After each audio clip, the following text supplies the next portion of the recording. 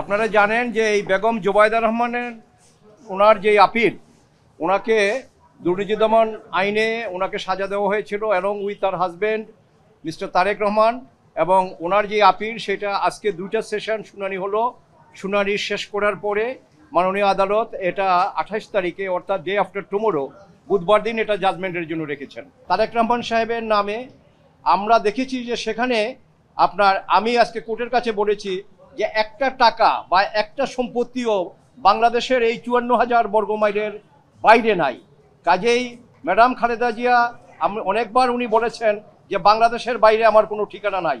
আজকে আমি আজকে বিমোহিত যে ওনার কথাই যেন সত্য, সেটাই আমরা আজকে কোর্টের কাছে বললাম যে ওনার যেই সম্পত্তি প্রথমত হলো যে এই একটাও তার জ্ঞাত আয়ের বহির্ভূত না, একটাও কোনো অসাধু উপায়ে অর্জিত না, আর একটা টাকা বা একটা সম্পত্তিও এই 54,000 বর্গমাইলের বাংলাদেশের বাইরে না, অর্থাৎ বাংলাদেশের বাইরে এই পরিবারের কোনো ঠিকানা নাই।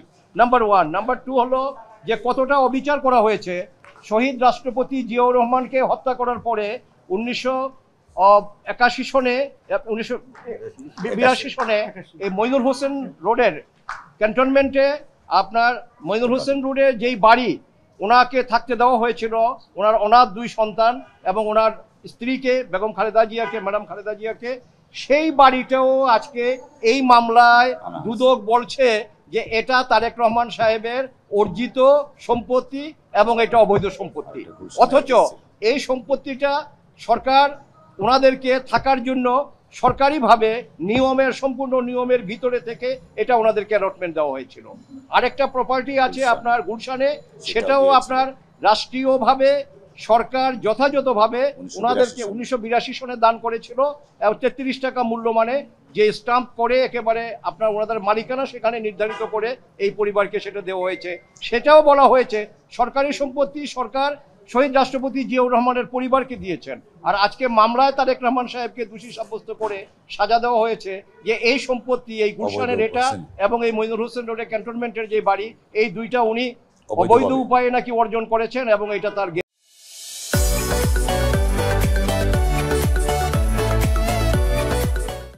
বহির্ভূত। বিচারের নামে এরকম প্রহসন এটা আমি আমার ওকালতি জীবনে কখনো দেখিনি।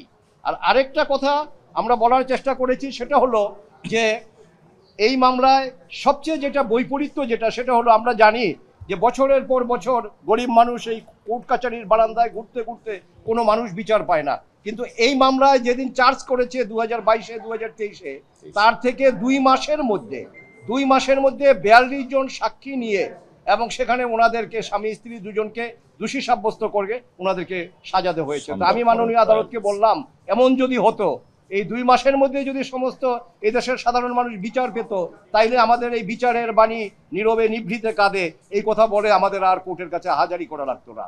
কাজেই এই সমস্ত কিছু দেখে আমি বলেছিলাম যে এমন যদি হতো, যদি 2 মাসেই বিচার শেষ করে 42 জন সাক্ষী নিয়ে 2 মাসের মধ্যে বিচার শেষ করা যেত, তাইলে বাংলাদেশে আমার মনে হয় যে আমাদের এই কোর্টে নিম্ন আদালতে এবং এই যে আমাদের উচ্চ আদালতে কোনো মামলা আর পেন্ডিং থাকতো না, সমস্ত মামলা এভাবে শেষ হয়ে যেত।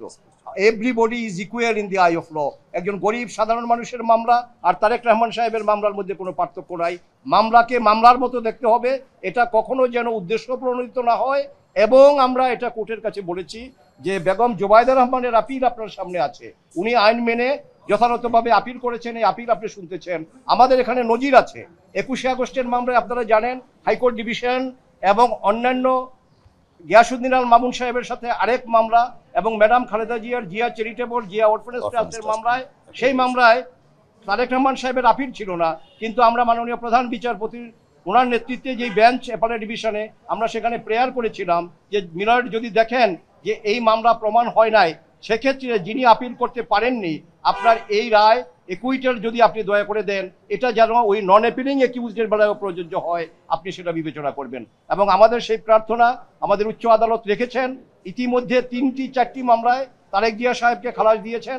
আমরা আজকে কোর্টের কাছে এই নিবেদন করেছি যে বেগম জুবাইদা রহমানের আপিল, এই আপিল আপনি শুনতে গিয়ে যদি দেখেন যে না তারেক রহমান সাহেবের কোনো সম্পত্তি আপনার অবৈধ উপায়ে অর্জিত না অথবা তার জ্ঞাত আয়ের বহির্ভূত না, তাইলে যদি বেগম জুবাইদুর রহমান আপনার খালাস হয়, এই খালাসের বেনিফিট যেটা, এটা যদিও নন অ্যাপিলিং একিউজ, কিন্তু এটা আপনারা জনাব তারেক রহমান সাহেবকে দিতে পারেন। কোর্ট ইতিপূর্বে দেওয়ার নজির আছে এবং বলেছে যে সেই নজিরগুলো আমাকে দেন। আমরা আগামীকালকে দাখিল করব এবং ডে আফটার টুমোরো 28 তারিখে এটা রায়ের জন্য আছে। আমরা আশা করি, আমরা কোর্টের কাছে প্রার্থনা করেছি এবং আমরা আশাবাদী যে আমরা ন্যায় বিচার পাবো।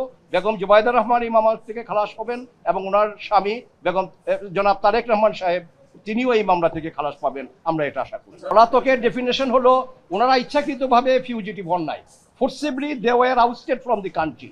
আর পলাতক কারো যদি আপনি বলেন তার বিচার করতে হলে যেই প্রসিডিউরটা মেনটেন করতে হবে, কোড অফ ক্রিমিনাল প্রসিডিউরের 87, 88 এবং ক্রিমিনাল ল অ্যামেন্ডমেন্ট অ্যাক্টের সেকশন 6 সাবসেকশন 1A, এই প্রসিডিউরটা মেনটেন করা হয় নাই এবং এটা এক্সজস্ট করা হয় নাই। এটা না করে ওনাদের অনুপস্থিতিতে ওনাদেরকে পলাতক দেখিয়ে বিচার করেছেন। কিন্তু 18 কোটি মানুষ জানে যে ওনারা এই দেশ থেকে পালিয়ে যাননি, ওনারা নিজেদেরকে কনসিড করেননি, ওনাদেরকে জোর করে দেশ থেকে বাধ্য করা হয়েছিল ওই সময়ে।